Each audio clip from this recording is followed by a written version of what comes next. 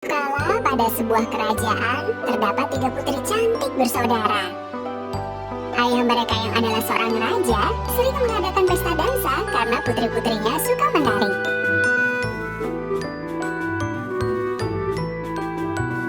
Putri pertama dan kedua pandai menari dengan indah.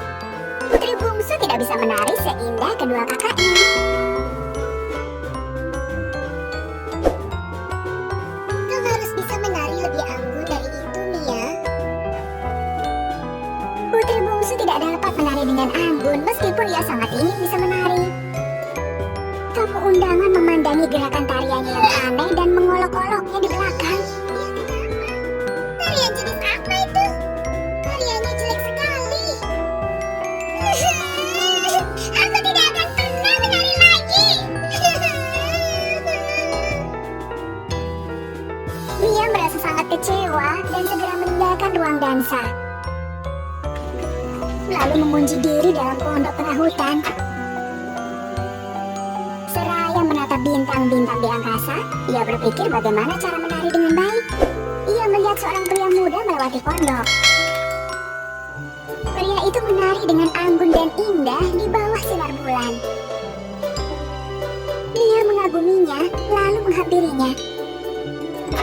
Seketika, Mia berteriak karena seekor tupai menghalangi langkahnya. Tadi itu apa? Pria itu berhenti menari. Dan pandangan mereka bertemu. Kau tidak apa-apa, Noh. Ya, aku tidak apa-apa. Aku hanya takut pada tupai. Ini memang alamnya, Non. Tidak perlu takut. Mia tak bisa menahan diri dan bertanya bagaimana si pria bisa menari dengan begitu indah.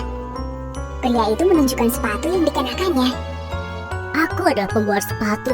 Aku menggunakan bahan yang bagus dan sihir pada sepatuku. Itu sebabnya aku dapat menari dengan bebas di antara pohon setiap malam.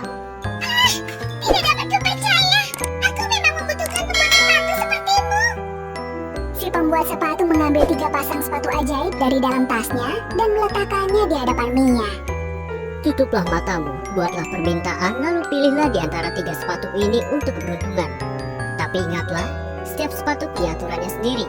Jika kau tidak mengikuti aturannya, sepatu itu bisa melakukan sihir apapun pada dirimu. Mia segera memejamkan mata. Sementara si pembuat sepatu diam-diam mengubah posisi sepatu ajaib yang mana yang akan Mia pilih. Sekarang kau bisa memilih pasangan sepatu ini. Oh, semoga aku bisa menari dengan indah di lantai dansa. Mia menunjuk sepatu berwarna merah, lalu membuka matanya. Ini adalah milikmu sekarang. Tapi jangan lupa, kau hanya boleh memakainya ketika kau lihat cahaya bulan. Jika tidak kau patuhi, kau tidak akan bisa melepaskan sihir itu lagi. Dan itu aturannya. Mia dengan gembira mengambil sepatu itu dan segera pulang ke istana. Kedua kakaknya terkejut melihat adik mereka Mia terlihat bersemangat dan ceria. Mia, kenapa kau terburu-buru? Apa itu di tanganmu? Bukan apa-apa. Semua orang berkumpul di aula istana dalam acara malam pesta dansa. Kedua kakak Mia mulai menari dengan indah dan anggun seperti biasa dengan mengenakan gaun yang sangat cantik. Putri bungsu Mia mengenakan sepatu ajaib yang didapatkan dari tukang sepatu, lalu menari di lantai dansa. Tariannya begitu indah, ia dapat mengikuti irama lagu yang terdengar hingga tamu dan kedua kakaknya terlihat kagum padanya. Luar biasa,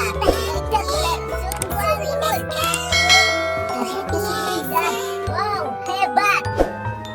Mia menari dengan sangat anggun, tapi ia lupa pada aturan yang disampaikan si pembuat sepatu.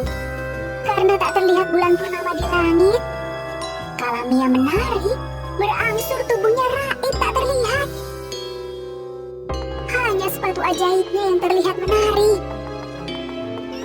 Seketika orang-orang di lantai dansa mulai berteriak dan berhamburan keluar. Kau lihat itu kan? Oh Tuhan! Mia menghilang!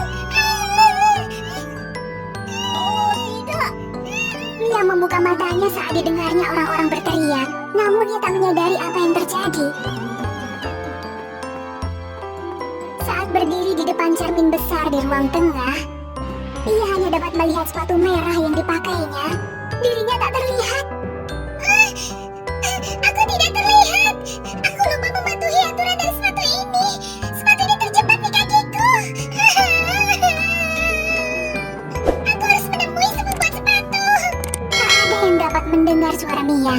Semua orang berhamburan panik meninggalkan istana karena mereka melihat sepatu merah itu berlari ke sana kemari di aula. Mia segera berlari meninggalkan istana. Kedua kakak Mia mengikutinya. Mereka bertiga berjalan menyusuri hutan di pekatnya malam. Begitu tiba di dekat pondok, mereka melihat pria si tukang sepatu. Pria itu, karyanya sungguh indah sekali. Sepatunya mirip sekali dengan sepatu Mia, dan tasnya penuh dengan sepatu. Kedua kakak Mia memohon bantuan pada si tukang sepatu, namun si tukang sepatu itu berkata bahwa Mia harus menunggu sampai terlihat lagi purnama untuk mematahkan sihirnya. Mia sangat kecewa, lalu mengetuk-ketukkan kakinya terus-menerus. Tapi ada jalan keluar yang lain. Tapi jika kita melakukan itu, sepatu itu akan kehilangan sihirnya dan hanya menjadi sepatu biasa saja. Jika kau setuju, ketukkan kakimu 3 kali. Mia berpikir lebih baik kehilangan sepatunya daripada dia menjadi tak terlihat.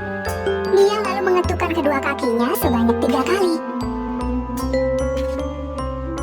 Pria itu berjalan di depan, Mia mengikutinya. Begitu tiba di depan sebuah sumur, pria itu langsung melompat ke dasar sumur tersebut. Melihat itu, putri bersaudara sangat terkejut.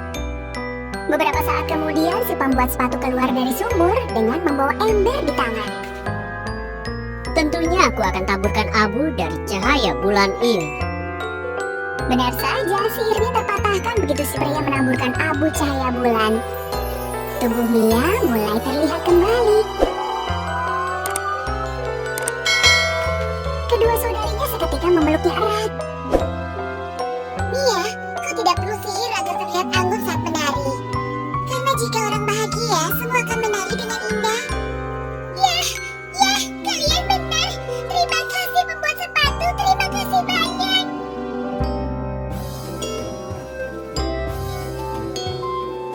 Sejak saat itu, Putri Mia menari dengan gayanya sendiri, seperti yang diinginkannya.